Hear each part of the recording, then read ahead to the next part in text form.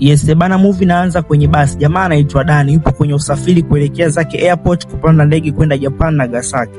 Tunamwona faza mmoja akipaki mabegi kwenye sehemu ya mizigo, na ndipo Dani anagundua kuwa sehemu aliyokaa haikuwa siti yake sahihi, amekosea.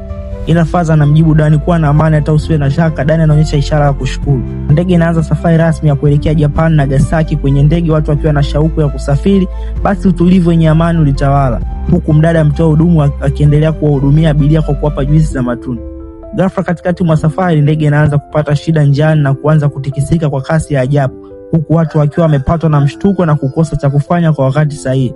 Na ndipo ndege ilipoacha anga na kuanza kushuka chini na kudondoka katikati mwa msitu mzito, huku abiria wakivunjika miguu na kupiga kelele za maumivu yasiyo na mfano.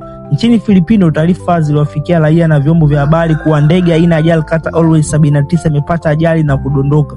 Mkuu wa kitengo cha habari cha airport anathibitisha taarifa na kuambia kuwa msako utaanza punde endapo atagundua sehemu ya ndege ilipoangukia.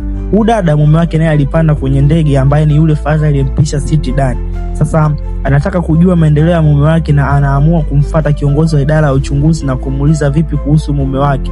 Na mkuu wa idara anamjibu sehemu haijajulikana, ila watatoa taarifa endapo tu ataijua hiyo sehemu hivi punde. Pindi dada amekaa kwenye viti, anakuja Uncle Buza na kumueleza kuwa wanaandikisha majina na namba za simu za WhatsApp ili kupeana taarifa endapo kutakuwa na taarifa mpya. Na huku Uncle Buza anamwambia sister kuwa kuna taarifa zinaenea mtandaoni kuwa ndege imejulikana sehemu ilipoanguka. Je, dada atafanikiwa kumwona mume wake akiwa hai? Basi follow page hii na ucomment part 2.